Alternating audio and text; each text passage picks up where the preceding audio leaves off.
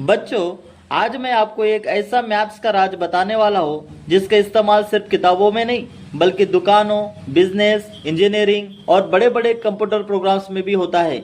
लेकिन पहले एक छोटा सा चैलेंज। मान लो मेरे हाथ में एक पेन और एक पेंसिल है। मैंने दोनों खरीदे और दुकानदार को 30 रुपए दिए। अब बताओ, पेन की कीमत कितनी है और पेंसिल की कितनी? कोई बोलेगा 20 रुपए और 10 रुपए, कोई बोलेगा 15 रुपए, कोई कुछ और बताएगा। सभी जवाब अलग अलग क्यों आए?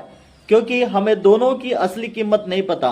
जब किसी चीज की कीमत या संख्या पता नहीं होती तो हम उसे वेरिएबल कहते हैं। मान लो पेन की कीमत x और पेंसिल की कीमत y, तो हमारी बात एक गणितीय भाषा में बदल जाएगी। x plus Y is equal to 30। वाह, अभी अभी हमने बिना डर के linear equations in two variables बना दी। अब सोचो, अगर मैं एक और जानकारी दूं कि पेन पेंसिल से 10 रुपए महंगा है, तो क्या अब दोनों की कीमत निकाल सकते हो? हाँ, और यही काम हमें यह पूरा चैप्टर सिखाएगा। तो आज से मैथ्स को रटेंगे नहीं, समझेंगे। हर सवाल को एक एक कहानी की तरह देखेंगे और खुद उसका जवाब ढूंढेंगे। तो तैयार हो, आज हम सीखेंगे क्लास 10th स्टैंडर्ड का मैथ अलजेब्रा। उसका फर्स्ट चैप्टर है linear equations in two variables, और जानेंगे कि कैसे सिर्फ x और y की मदद से बड़ी बड़ी संख्याओं का समाधान किया जाता है। बच्चों, अगर मैं कहूँ कि एक पेन और एक पेंसिल खरीदने पर कुल 20 रुपए लगते हैं, क्या तुम बता सकते हो कि पेन की कीमत कितनी और पेंसिल की कितनी है? नहीं, क्योंकि दो चीजों की कीमत नहीं पता। बिल्कुल सही, जब हमें दो चीजों की जानकारी नहीं होती तब हम उन्हें वेरिएबल्स यानी चर कहते हैं। मान लो pen is equal to X, pencil is equal to Y, तो हमारा वाक्य बन जाएगा x plus Y is equal to 20। यही एक linear equations in two variables है। अब किताब की परिभाषा समझते हैं। किताब में लिखा है ये x plus B y plus C is equal to 0। इसे देखकर डरना बिल्कुल नहीं है। इसे आसान भाषा में समझो। x और y दो वेरिएबल्स जिनकी वैल्यू हमें नहीं पता। a और b, x और y के आगे आने वाली संख्या है, इसको कोएफिशिएंट कहते हैं। और c जो है वो एक कांस्टेंट नंबर है। याद रखने की trick, number multiply variable plus number multiply variable plus number is equal to 0। बस यही लीनियर इक्वेशंस है। बच्चों, प्रैक्टिस सेट 1.1 में जाने से पहले सबसे पहले हम कॉन्सेप्ट समझते हैं। कॉन्सेप्ट अगर आप समझते हो तो इस चैप्टर में प्रैक्टिस सेट में जितने भी क्वेश्चंस है आप 1 बाय 1 आसानी से सॉल्व कर पाओगे। तो सबसे पहले हम एग्जांपल 1 समझते हैं। 3x plus 2y minus 13 is equal to 0। इस इक्वेशंस में x और y ये जो है ये वेरिएबल्स है। देन x के आगे कौन सी संख्या है? 3 है, और y के आगे कौन सी संख्या है? 2 है। तो ये कोएफिशिएंट है। एंड कांस्टेंट कौन सा है? माइनस 13। इसमें केवल x और y है और दोनों की पावर 1 है, इसलिए यह लीनियर इक्वेशंस है। Example 2, 5x minus y minus 14 is equal to 0। अब बच्चों देखिए, x का कोएफिशिएंट 5 है, y का कोएफिशिएंट -1, और कांस्टेंट जो वैल्यू है वो कितनी है? -14। यह भी लीनियर इक्वेशंस है क्योंकि इसमें दो वेरिएबल्स है और दोनों की पावर केवल 1 है। मान लो एक दुकान में एक चॉकलेट की कीमत x और एक बिस्कुट की कीमत y। राहुल ने 2 चॉकलेट और 3 बिस्कुट खरीदे। कुल बिल आया 80 रुपए। तो इक्वेशंस बनेगी 2x plus 3y is equal to 80। यही है linear equations in two variables. अगर x इज इक्वल टू 5 और y इज इक्वल टू 2, तो बताओ 3x प्लस 2y माइनस 13। अब x की वैल्यू 5 दे रखी है स्टूडेंट्स, तो हम 5 को x की जगह पर पुटअप करेंगे। तो 3 मल्टीप्लाई 5 प्लस 2 मल्टीप्लाई 2 माइनस 13। 3 5 से कितना होगा? 15 प्लस 2 2 से कितना होगा? 4 एंड माइनस 13। अब 15 plus 4 19 minus 13 is equal to 6। क्या उत्तर आया? उत्तर 0 आया? नहीं। कौन सी वैल्यू रखने पर उत्तर 0 आएगा? कुछ इंपॉर्टेंट नोट्स, केवल x और y होने चाहिए, दोनों वेरिएबल्स की पावर 1 होनी चाहिए, इक्वेशंस के अंत में 0 हो सकता है या उसे 0 के रूप में लिखा जा सकता है। अगर किसी वेरिएबल की पावर 2 या उससे अधिक हो, जैसे x² plus y is equal to 5, तो वह लीनियर इक्वेशंस नहीं होगी। बच्चों, ये टेक्स्ट बुक पेज नंबर 1 में ये चार्ट दिया गया है, कंप्लीट द फॉलोइंग टेबल, उसका ये एग्जांपल्स है और ये 1 बाय 1 अपन प्रॉपर तरीके से हम समझते हैं। तो फर्स्ट एग्जांपल्स इस तरीके से हमने समझे, 4m plus 3n is equal to 12। तो इसमें जो वेरिएबल्स है ये m और n, ये दो वेरिएबल्स है और इसमें जो पावर है वो 1 है, यानी ये linear equation in two variables है। सेकंड क्वेश्चन से 3x² minus 7y is equal to 13। इसमें वेरिएबल्स कौन कौन से होते हैं? x और y, ये वेरिएबल्स है। बट अब x की पावर देखो स्टूडेंट, इस इक्वेशंस में x की पावर 2 है, पावर 2 आ गई, यानी हमारा रूल्स क्या कहता है? पावर केवल 1 होनी चाहिए, यानी ये लीनियर इक्वेशंस नहीं हो सकता। थर्ड क्वेश्चन दिया गया है आपके टेक्स्ट बुक में, देखिए students, √2x minus √5y is equal to 16। यहाँ √2 और √5 देखकर डरना नहीं, ये केवल नंबर्स है। वेरिएबल्स कौन कौन से है? x और y, ये वेरिएबल्स है। पावर कितनी है? 1 है, इसलिए यह भी लीनियर इक्वेशंस है। Question number 4, 0x plus 6y minus 3 is equal to 0। बच्चों, क्या x का कोएफिशिएंट 0 हो सकता है? हाँ, हो सकता है। वेरिएबल्स कौन कौन से है? x और y। असल में x का भाग 0x इज इक्वल टू 0 हो जाता है, इसलिए इक्वेशंस में केवल y बचता है, यानी दो वेरिएबल्स प्रभावी रूप से मौजूद नहीं है। 0x इज इक्वल टू 0, यानी बचेगा क्या स्टूडेंट्स? y बचेगा। लेकिन हमको वेरिएबल्स, जिस इक्वेशंस में दो वेरिएबल्स मौजूद है, तो वो हमारा लीनियर इक्वेशंस होगा। लेकिन इस क्वेश्चंस के अकॉर्डिंग अगर आप देखते हो तो 0x plus 6y minus 3 is equal to 0, 0x is equal to 0 होगा, यानी दो वेरिएबल्स प्रभावी रूप से मौजूद नहीं है, तो ये हमारा लीनियर इक्वेशंस नहीं हो सकता। Number 5, 0.3x plus 0y minus 36 is equal to 0। यहां भी वही बात है, 0y इज इक्वल टू 0, तो केवल x बचा, केवल एक वेरिएबल है, यानी ये लीनियर इक्वेशंस नहीं हो सकता।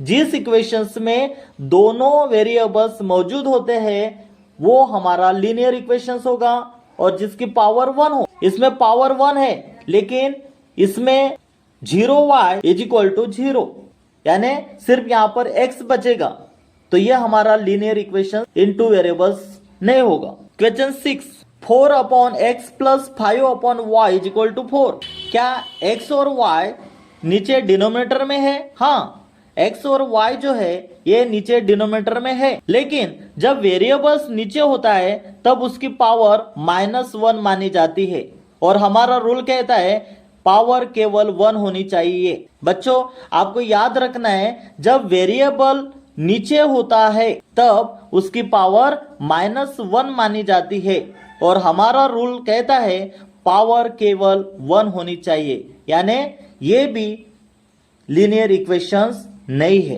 Question number 7, 4xy minus 5y minus 8 is equal to 0। पहले टर्म को देखो, 4xy, यहां x और y का गुना हो रहा है। लीनियर इक्वेशंस में वेरिएबल्स का आपस में गुना नहीं होना चाहिए, इसलिए यह हमारा लीनियर इक्वेशंस नहीं हो सकता। यानी रूल्स हमारा क्या कह रहा है कि अगर केवल दो वेरिएबल्स हो और दोनों की पावर 1 हो तो ही वो हमारा लीनियर इक्वेशंस होगा। इसमें 4xy, पहले टर्म को अगर देखते हैं तो यहां पर x और y का गुना हो रहा है, यानी लीनियर इक्वेशंस में वेरिएबल्स का आपस में गुना नहीं होना चाहिए। इसमें गुना हो रहा है, इसका मतलब है ये जो क्वेश्चन है ये हमारा लीनियर इक्वेशंस नहीं है।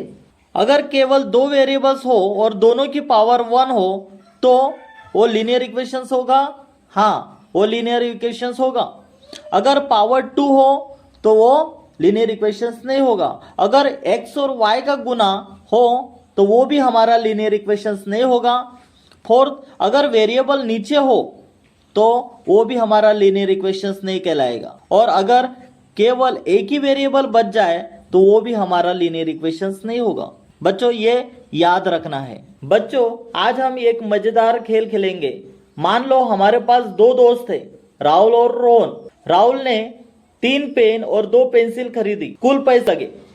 रोहन ने 5 पेन खरीदे और 1 पेंसिल वापस कर दी, इसलिए कुल पैसे 18 रुपए लगे। अब सवाल है एक पेन की कीमत कितनी और एक पेंसिल की कीमत कितनी, यही पता लगाने के लिए हम एलिमिनेशन मेथड सीखेंगे। बच्चों आपके टेक्स्ट बुक में पेज नंबर 3 पर एक क्वेश्चन एग्जांपल्स दिया गया है। पहले equation 3x + 2y = 29 first equation होगी। दूसरी इक्वेशन हमारी बनेगी 5x - y = 18, जहां x पेन की कीमत होगी और y जो है ये पेंसिल की कीमत। एलिमिनेशंस का मतलब होता है किसी एक वेरिएबल्स को हटाना। आज हम y को हटाएंगे, लेकिन कैसे? पहली इक्वेशंस में +2y है और दूसरी इक्वेशंस में -y है। अगर दूसरी इक्वेशंस को 2 से गुना कर दे तो -y × 2 = -2y। अब दोनों को जोड़ेंगे तो +2y और -2y खत्म हो जाएगा। इस मेथड का नाम एलिमिनेशन मेथड है। अब दूसरी इक्वेशंस को 2 से गुना करें। 5x - y = 18।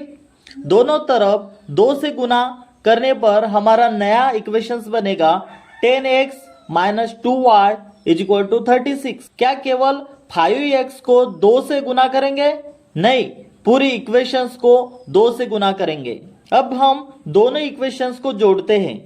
पहली 3x + 2y = 29, दूसरी 10x - 2y = 36। अब जोड़ो, 3x + 10x = कितना होगा?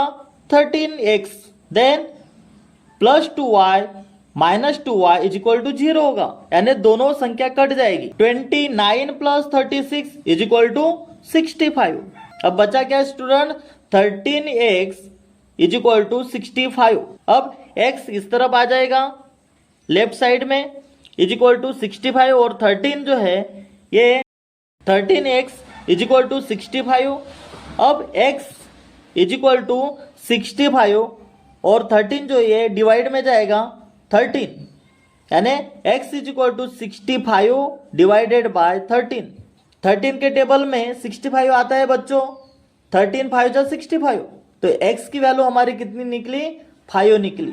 वाह, अब पेन की कीमत मिल गई है।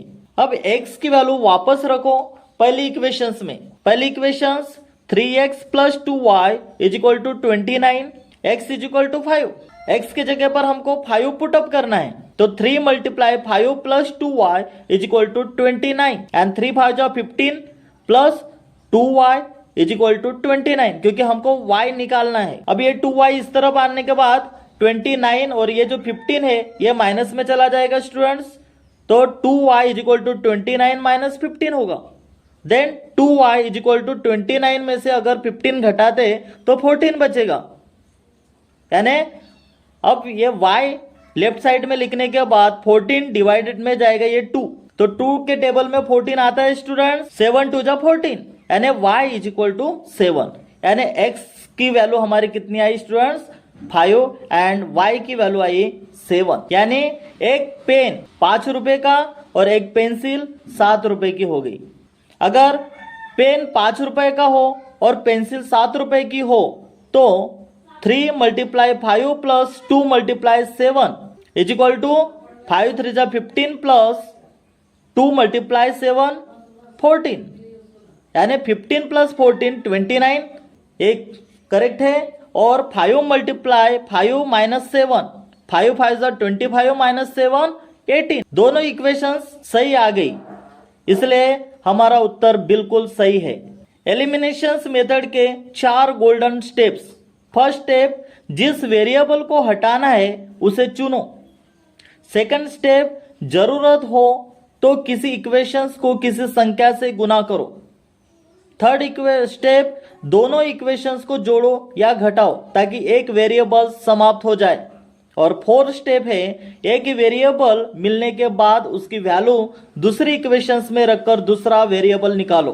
नेक्स्ट एग्जांपल्स, जब दो समीकरणों में x और y के गुणांक कोएफिशिएंट्स आपस में बदल जाए तब जोड़ यानी एडिशन और घटाव यानी सब्ट्रैक्शन की ट्रिक से बहुत जल्दी उत्तर निकाला जा सकता है। अब एग्जांपल्स देखो स्टूडेंट्स, हमें सॉल्व करना है। 4x minus 5y is equal to 172। Second equation से 5x minus 4y is equal to 251। बच्चों, इन दोनों समीकरणों को ध्यान से देखो। क्या तुम्हें कुछ समान दिखाई दे रहा है? हाँ, पहले वाक्य में 4x और 5y है और दूसरे वालों में 5x और 4y है। बहुत बढ़िया, इसका मतलब x और y के गुणांक आपस में बदल गए हैं। इसलिए आज हम एलिमिनेशन मेथड की एक आसान ट्रिक सीखेंगे। सबसे पहले दोनों समीकरणों को जोड़ते हैं। जब दोनों समीकरणों को जोड़ेंगे तो क्या होगा? 4x minus 5y is equal to 172। Then second equation 5x minus 4y is equal to 251। 4x plus 5x कितना हो जाएगा student? 9x minus 5y minus 4y, ये माइनस माइनस प्लस हो जाएगा स्टूडेंट्स। तो 5y प्लस 4y कितना हो जाएगा? माइनस का साइन एज इट इज रहेगा, लेकिन वो एडिशन होगा, माइनस माइनस प्लस हो जाएगा स्टूडेंट। तो 5y प्लस 4y कितना? 9y होगा इज इक्वल टू 172 प्लस 251 कितना होगा? 423। अब दोनों को 9 से हम भाग देंगे, इसे इक्वेशन थर्ड नाम देंगे। क्या हमारा काम पूरा हो गया? नहीं, सिर्फ एक नई समीकरण मिला। अब दूसरा भी चाहिए। अब दोनों समीकरणों को घटाते हैं। पहले वालों में से दूसरे वाले को अगर हम घटाते हैं तो पहला जो इक्वेशन से 4x minus 5y is equal to 172। Then second 5x minus 4y is equal to 251। देखिए स्टूडेंट्स, हमको घटाना है यानी सब्ट्रैक्ट करना है। 4x में से अगर 5x को घटाते हैं तो माइनस x बच जाएगा स्टूडेंट्स। 4x में से 5x अगर हम घटाते हैं तो 1 लिखना नहीं स्टूडेंट्स, क्योंकि माइनस x की वैल्यू माइनस 1 होगी, यानी आपको नंबरिकली लिखना नहीं है, आपको माइनस x ही लिखना है। Then minus 5 minus 4y minus y is equal to 172 में से अगर 251 घटाते तो माइनस 79 बच जाएगा, यानी दोनों तरफ माइनस 1 से गुना करेंगे तो x plus Y is equal to 79, इसे इक्वेशन नंबर 4 कहेंगे। अब हमारे पास कौन कौन से दो समीकरण है? x minus y is equal to 47 और सेकंड फोर्थ इक्वेशन क्या थी? x plus Y is equal to 79। अब दोनों नए समीकरण को जोड़ेंगे। x minus y is equal to 47, x plus Y is equal to 79। x plus x 2x हो जाएगा, माइनस वाई प्लस वाई ये कट हो जाएगा students. Then 47 plus 79 126। x is equal to 126 divided by 2, यानी 63 टू जा 126। x की value हमारी कितनी आई students? 63। x is equal to 63। क्या हमें x मिल गया? हाँ। अब y निकालते हैं। हमारा आंसर कंप्लीट नहीं हुआ स्टूडेंट्स। x की वैल्यू हमने 63 फाइंड आउट किए, अब हमको y की वैल्यू निकालना है। अब x इज इक्वल टू 63 को इक्वेशन फोर्थ में रखेंगे, तब कहीं हमारी y की वैल्यू निकलेगी। तो 63 plus Y is equal to 79। x के जगह पे x की वैल्यू कितनी थी? 63 इक्वेशन नंबर में रखे, तो x के जगह पे हमने 63 पुटअप किए plus Y is equal to 79। अब ये y इस तरफ आने के बाद 79 माइनस 63 होगा, और प्लस का माइनस में जाएगा क्योंकि इज इक्वल टू का साइन है बीच में। Then y is equal to 79 में से अगर 63 घटाते तो 16 बचेगा। मान लो दो दोस्त है राहुल और मोहित। पहली जानकारी कहती है कि दोनों के अंकों का एक संबंध है, दूसरी जानकारी भी उन्हीं दोनों के अंकों के बारे में है। अगर हम दोनों जानकारी को सही तरीके से जोड़े और घटाए तो हमें राहुल और मोहित के अलग अलग अंक आसानी से मिल जाते हैं। इसी तरह x और y भी दो अनजान संख्याएं हैं, हम जोड़ और घटाव की मदद से उनका सही मान निकालते हैं। बच्चों आपको याद रखना है, गुणांक बदले दिखे, जोड़ और घटाव करें। पहले जोड़ो, पहला नया समीकरण मिलेगा, फिर घटाओ, दूसरा नया समीकरण मिलेगा। दोनों नए समीकरण को जोड़कर x निकालो, फिर x की कीमत रखकर y निकालो। बस यही आपको मेथड इस्तेमाल करना है। अब बच्चों नेक्स्ट एग्जांपल समझते हैं। अगर आप इस टॉपिक को सीधे फार्मूला से शुरू करेंगे तो कई बच्चों को, मान लो मेरे पास दो डिब्बे हैं, एक डिब्बे में आम यानी x है और दूसरे में संतरे यानी y है। अगर मुझे एक डिब्बे की संख्या पता चल जाए तो क्या मैं दूसरे की संख्या निकाल सकता हूँ? हाँ, सब्स्टिट्यूशन मेथड का मतलब होता है एक चर यानी वेरिएबल की जगह उसकी वैल्यू रखकर दूसरे चर की वैल्यू निकालना। अब हम सब्स्टिट्यूशन मेथड का इस्तेमाल करते हुए हम एग्जांपल्स को सॉल्व करेंगे। देखिए यह एक एग्जांपल से 3x plus Y is equal to 14 first equation से, और सेकंड इक्वेशन से 2x minus 3y is equal to 2। बहुत ही आसान है स्टूडेंट्स। हम पहली इक्वेशन से y निकालेंगे क्योंकि y अकेला करना आसान है, y की वैल्यू निकालना है। इक्वेशन लिखते हैं स्टेप फर्स्ट में 3x plus Y is equal to 14। अब 3x को दूसरी तरफ भेजेंगे, y is equal to 14 minus 3x होगा। y अगर लेफ्ट साइड में लिखते हैं तो 14 और ये 3x जो है ये माइनस में चला जाएगा क्योंकि इज इक्वल टू का साइन है बीच में, तो माइनस 3x होगा। तो y की वैल्यू कितनी होगी? y is equal to 14 minus 3x। अब हमें y की कीमत मिल गई है। सेकंड स्टेप में हम क्या करेंगे, दूसरी इक्वेशंस में y की जगह यहां वैल्यू रखेंगे। दूसरी इक्वेशंस क्या है? 2x minus 3y is equal to 2। अब y की जगह 14 माइनस 3x लिखेंगे तो इक्वेशंस क्या बनेगी? 2x माइनस 3 ब्रैकेट में 14 माइनस 3x ब्रैकेट कंप्लीट होगा इज इक्वल टू 2। ब्रैकेट खोलते समय माइनस 3 का गुना दोनों से होगा या नहीं? दोनों से होगा, याद रखना है बच्चों। ब्रैकेट खोलते समय माइनस 3 का गुना दोनों से होगा, इसलिए 2x माइनस 42 होगा। 14 3 जा 42 प्लस 3 3 जा 9 यानी 9x इज इक्वल टू 2। यानी इक्वेशंस क्या होगी सॉल्व करने के बाद? 2x minus 42 plus 9x is equal to 2। अब समान पद यानी लाइक टर्म्स जोड़ना है। लाइक टर्म्स कौन से हो गए? 2x 9x, तो 2x प्लस 9x कितना हो जाएगा स्टूडेंट? 11x। तो 11x फिर माइनस 42 इज इक्वल टू 2। 42 को दूसरी तरफ भेजेंगे तो 11x is equal to 42 plus 2 हो जाएगा, वो तो कितना हो जाएगा? 44 होगा स्टूडेंट्स। अब 11 से भाग देंगे तो 11 4 जा 42, तो x की वैल्यू हमारी कितनी आई? 4। अब y निकालेंगे, पहले हमने निकाला था y is equal to 14 minus 3x। अब x की वैल्यू 4 हमको पुटअप करना होगा। y is equal to 14 minus 3 और x के जगह पे हमने 4 पुटअप किया स्टूडेंट्स। तो इक्वेशंस क्या बनी हमारी? y is equal to 14 minus 3 multiply 4। y is equal to 14 minus 3 4 से कितना होगा? 12, यानी y is equal to 14 minus 12 2, यानी y की वैल्यू 14 में से अगर 12 घटाते तो 2 बचेगा, तो y की वैल्यू हमारी कितनी निकली? 2 निकली।